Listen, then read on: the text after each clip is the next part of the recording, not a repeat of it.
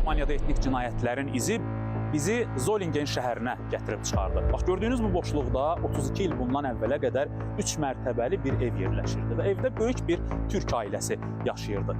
Vaxtilə Almaniyaya işçi kimi gəlmiş, qanunlara əməl edərək zəhməti ilə bu ölkədə həyatını davam etdirən qürbətçi adlandırdığımız yüzlərlə türk ailələrindən biri. Ta ki 1993-cü ilin mayın 28-dən 29-una keçən gecəyə qədər. Həmin gecə 4 neonasist evə hücum edib onu yandırır.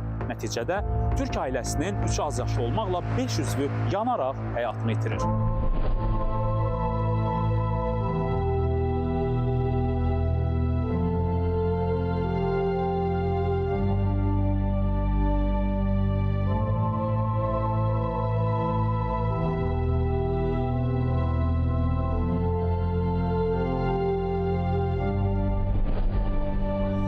Bəs bir ailənin 5 üzvünü yandıraraq qətlə yetirən nasistlərin cəzası nə oldu? Onların məhkəməsində bütün yüngülləşdirici hallar nəzərə alınmışdı. Üçünə cəmi 10, birinə isə 15 il həbs cəzası verilmişdi. Bu cəzanın da cəmi 7 ilini çəkərək çoxdan azadlığa çıxıblar və həyatlarına davam edirlər.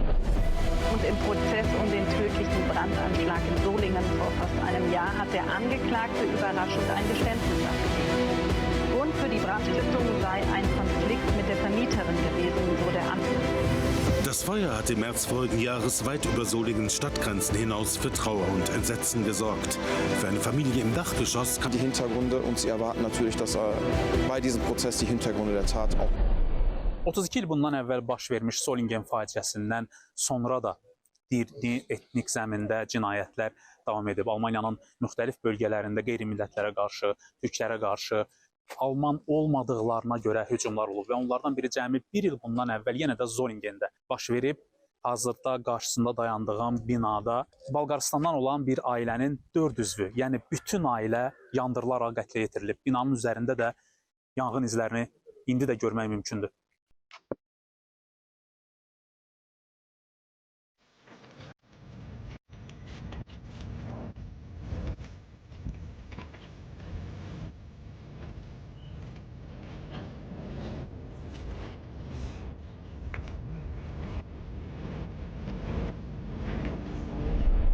Yaşında önce burada oturuyormuş.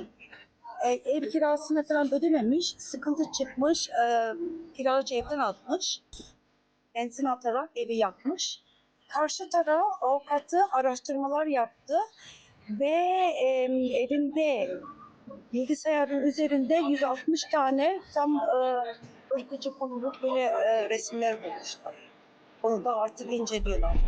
Bu dünyadan vakitsiz ayrılan Bulgar Türklerinden kardeşlerimizi rahmetle almak için toplandık.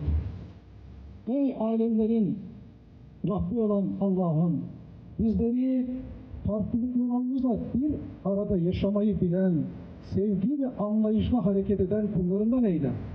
Renk, dil, din, millet fark etmeksizin kardeşçe bir arada yaşamanın erdemini kalplerimize yerleştir.